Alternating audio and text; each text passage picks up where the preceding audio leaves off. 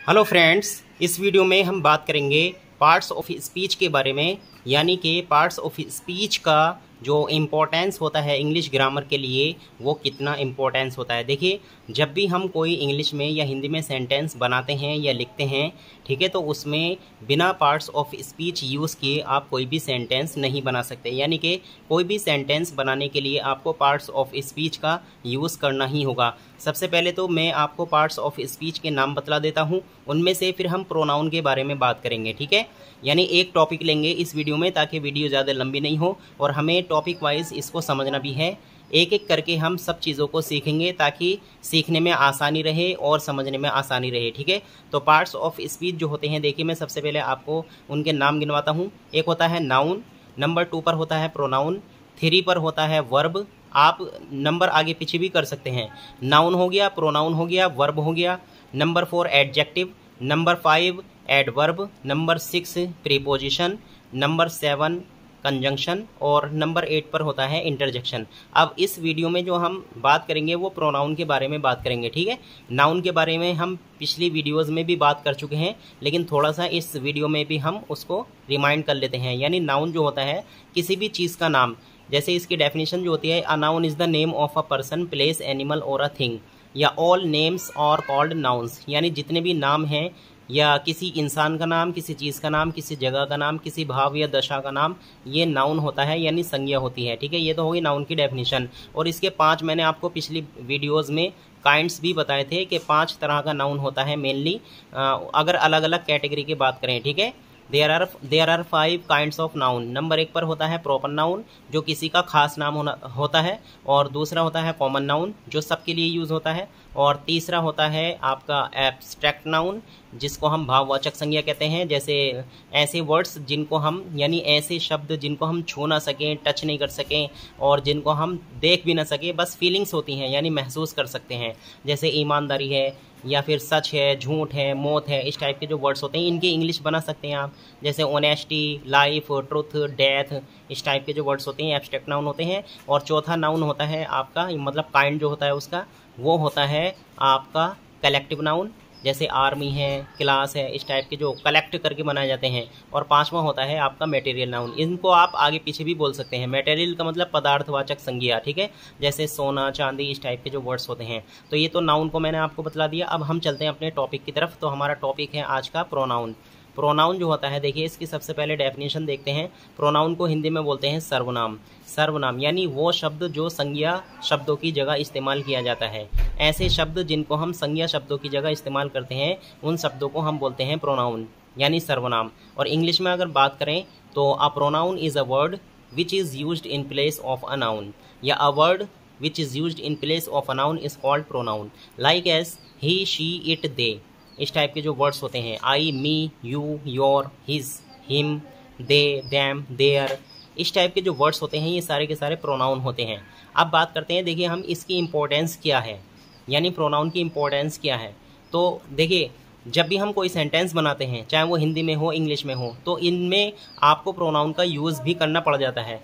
हर बार आप जो है सेंटेंस में किसी का नाम ही नहीं लेंगे। मान लीजिए हम किसी के बारे में बात कर रहे हैं, राहुल एक लड़का है।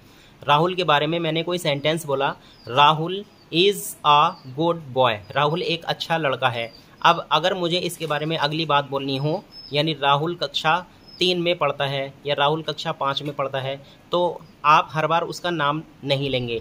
वैसे अगर आप हर बार उसका नाम लेते रहेंगे तो एक अजीब सी बात लगेगी, यानी हर बार नाम लेकर बोलना सेंटेंस को। तो हम इसकी जगह हम वह का यूज़ करते हैं कि राहुल एक अच्छा लड़का है, वह कक्षा 5 में पढ़ता है, या फिर वह कक्षा 3 में पढ़ता है। तो हमने राहुल की जगह यूज़ किया वह। तो हिंदी में जब हम देखेंगे सर्वनाम को, तो वह एक सर्वनाम है, यानी वह जो शब्द है वो एक सर्वनाम है, क्योंकि हमने इसको राहुल नाम की जगह इस्तेमाल किया, राहुल नाम की जगह यूज़ किया। ओके, ऐसे ही इंग्लिश में होता है। राहुल की जगह हमने अगर प्रोनाउन यूज़ करना है तो वह की इंग्लिश होती है ही, ठीक है। तो ही का यूज़ करेंगे। जैसे मैंने अभी एक सेंटेंस बोला था कि Rahul is a good boy, Rahul एक अच्छा लड़का है। और राहुल, यानी अब मैं इसकी जगह बोलूँगा वह कक्षा 5 में पढ़ता है। तो ही, यहाँ पर मैं उस वह की इंग्लिश लगाऊंगा ही, क्योंकि ये राहुल लड़का है और लड़के के लिए जो वह होता है उसकी इंग्लिश होती है ही। तो he reads in class 5th। Reads की जगह आप स्टडीज़ का भी इस्तेमाल कर सकते हैं। ही स्टडीज़ इन क्लास 5th, वह कक्षा 5 में पढ़ता है। और भी अगर कोई आपको लाइन बोलनी हो इसके बारे में तो आप ही का यूज़ करेंगे, ठीक है। ही लुक्स वेरी हैंडसम, वह बहुत हैंडसम दिखता है, यानी कि बहुत खूबसूरत दिखता है। क्योंकि लड़का है ये, हैंडसम का यूज़ करेंगे। अगर लड़की होती तो ब्यूटीफुल का यूज़ करते। ऐसे ही अगर कोई लड़की है, जैसे मैं कहूँ रेखा इज़ माई फ्रेंड, रेखा मेरी सहेली है। अब मुझे अगली बात इसके बारे में अगर कोई बोलनी हो तो मैं कोई ज़रूरी नहीं कि उसका नाम ही लेकर बोलूँगा, मैं रेखा की जगह वह भी बोल सकता हूँ। यानी अगर मैं इसके लिए वह दिल्ली में रहती है, अगर मैं ये वाला सेंटेंस बोलूँ वह दिल्ली में रहती है, तो यहाँ पर जो वह का यूज़ किया मैंने वो यूज़ किया है रेखा के लिए। तो अब मैं अगर मैं इसको सेंटेंस को फिर से ऐसे ही बोलूँ कि रेखा मेरी सहेली है और रेखा दिल्ली में रहती है, तो हर बार नाम लेकर अजीब सा लगता है सेंटेंस को बोलने में, ठीक है। तो हम इसकी जगह क्या करेंगे, रेखा की जगह हम बोलेंगे वह दिल्ली में रहती है। ऐसे ही इंग्लिश बनाएंगे इसकी। तो रेखा इज़ माई फ्रेंड, अब मुझे अगला सेंटेंस बोलना है वह दिल्ली में रहती है। ही लिव्स इन दिल्ली, ये हो गया। Sorry, she lives in Delhi, क्योंकि शी जो होता है यहाँ पर लड़की है, अब हम ही का यूज़ नहीं करेंगे, यहाँ पर हम शी का यूज़ करेंगे, ओके। तो मैंने ही मुझसे गलती से निकल गया। ही का यूज़ करते हैं हम लड़के के लिए और शी का यूज़ करते हैं हम लड़की के लिए। तो मैं बोलूँगा यहाँ पर she lives in Delhi, she lives in Delhi, यानी वह दिल्ली में रहती है। और भी कोई इसके अलावा सेंटेंस बोलना हो, जैसे मुझे अपने लिए सेंटेंस बोलना हो मैं, तो मैं की इंग्लिश होती है आई, और आई एक प्रोनाउन है, सर्वनाम है। हिंदी में मैं, इसकी हिंदी होती है आई की मैं, यानी मैं को हम सर्वनाम की कैटेगरी में रखते हैं, यानी सर्वनाम होता है मैं। और अगर मैं अपने लिए कोई सेंटेंस बोलना चाहूँ, जैसे आई एम अ टीचर, मैं एक टीचर हूँ, ओके। तो और भी सेंटेंस बोल सकते हैं आप इस, मैं भारत में यानी इंडिया में रहता हूँ, आई लिव इन इंडिया, इस टाइप से। आई लाइक रीडिंग बुक्स, ये हो गया, ठीक है। आई लाइक रीडिंग बुक्स, इस टाइप से। तो और बोल सकते हैं आई प्ले क्रिकेट डेली, तो यहाँ पर मैंने आई का यूज़ किया इस सेंटेंस में। तो ये आई भी प्रोनाउन है, ही भी प्रोनाउन होता है, शी भी प्रोनाउन होता है। दे से कोई सेंटेंस बना सकते हैं आप, दे भी प्रोनाउन होता है, जैसे दे आर माई फ्रेंड्स, वे मेरे दोस्त हैं।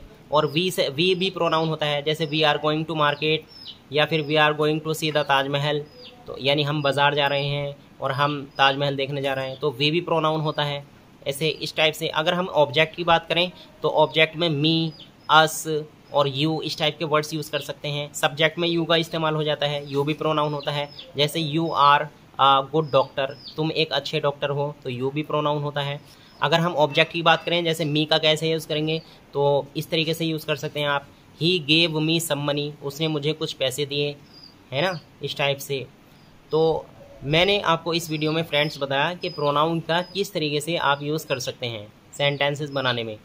प्रोनाउन जो होते हैं यानी सर्वनाम जो होते हैं, तो ये जो हिंदी वर्ड्स होते हैं इनकी आप इंग्लिश याद करें, और जो हिंदी सेंटेंसेस आते हैं उनको ट्रांसलेट करने में फिर आसानी हो जाती है।